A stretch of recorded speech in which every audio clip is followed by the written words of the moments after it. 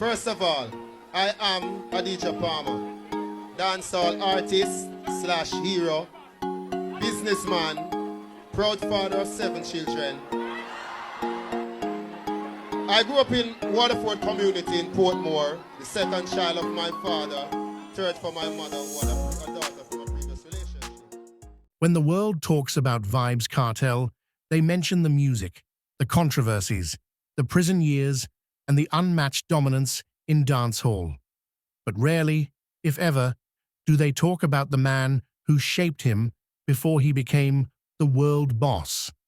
That man is Mr. Norris Palmer, Kartel's father, and his story has remained in the shadows until now. Forget everything you thought you knew about Vybz Kartel's rise.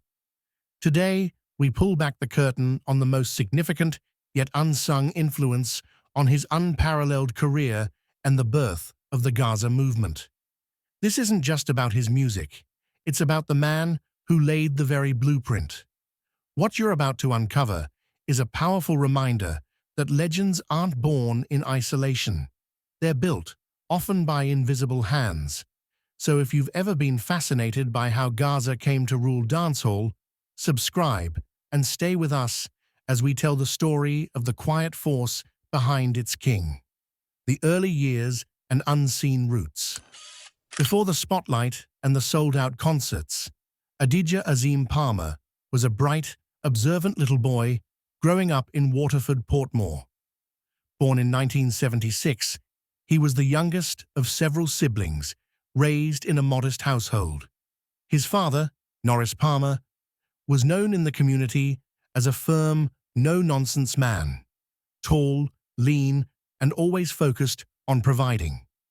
A skilled technician and sometime contractor, Norris worked long hours to ensure his family had the basics.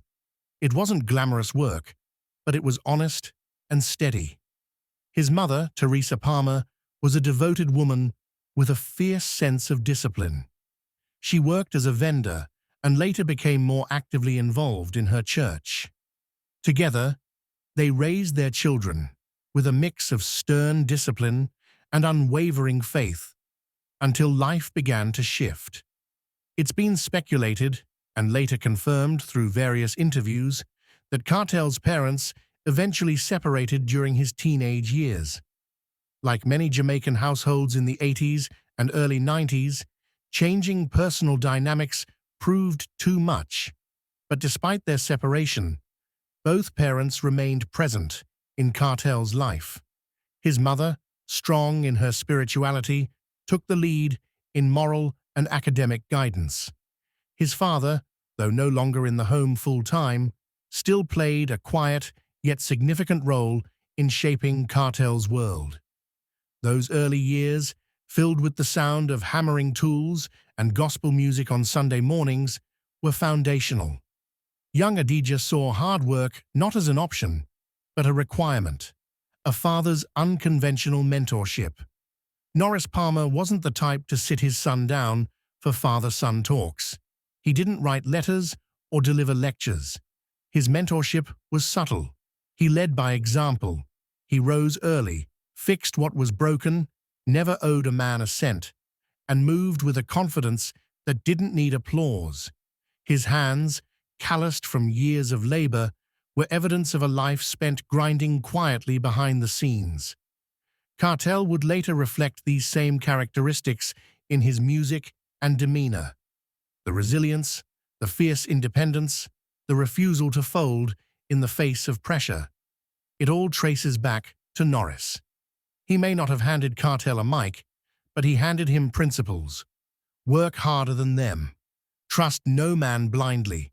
Provide for your own. These weren't spoken. They were lived.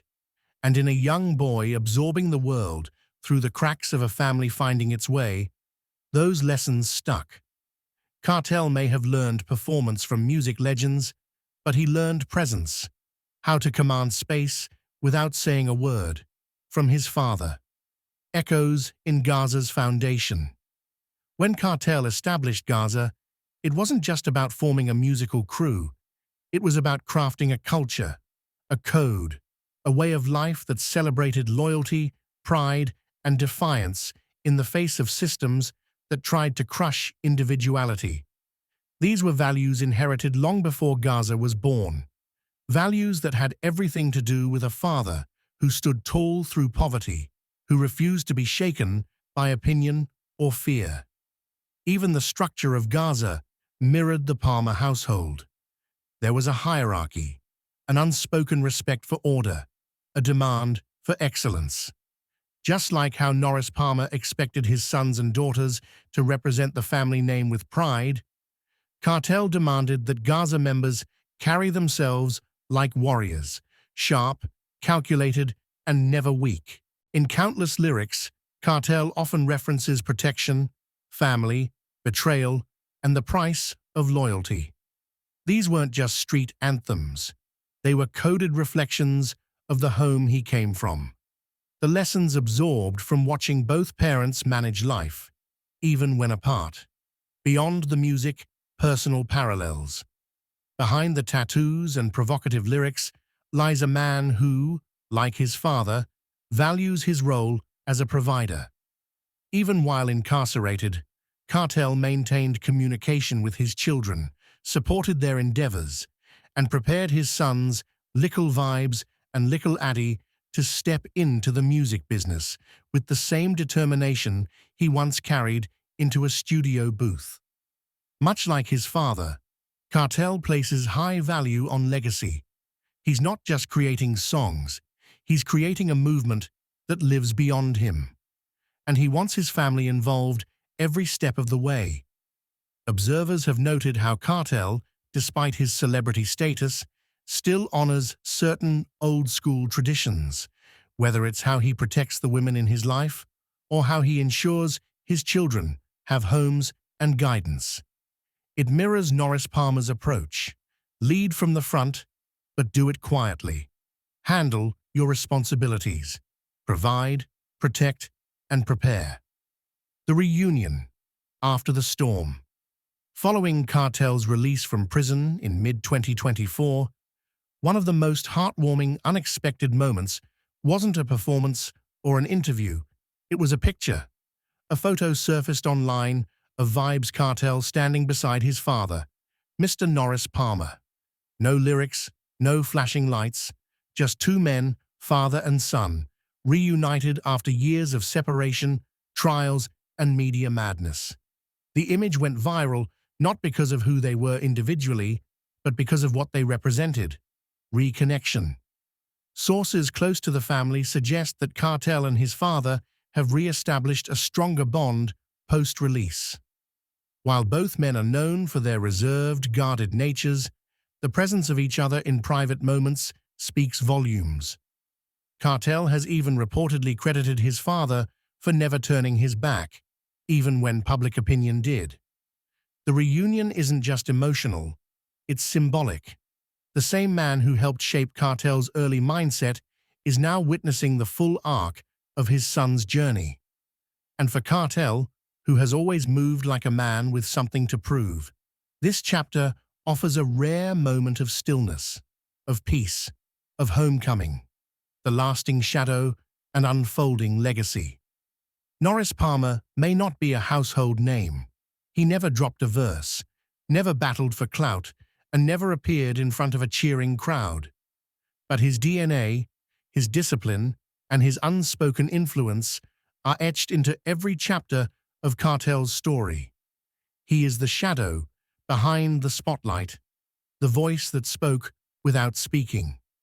His life, though lived in the margins of fame, is as much a part of the Gaza empire as any hit song or lyrical clash. By recognizing the role of Kartel's father, we gain a deeper appreciation for the man behind the music. Gaza is not just a label, it's a legacy built on struggle, pride, and the quiet strength of a working-class Jamaican man who refused to break. In the end, while the world will always associate Vybz Kartel with controversy, talent, and dominance, there's another side to his legend, a side built on the shoulders of a man who laid bricks, fixed wires, and raised sons with a hammer in one hand and responsibility in the other. Not all kings wear crowns. Some carry toolkits, wear faded shirts, and raise legends without saying a word. Mr. Norris Palmer may not have sung, but his silence shaped the sound of Gaza forever. If this story moved you, share it, and let the legacy of the father behind the pharaoh live on.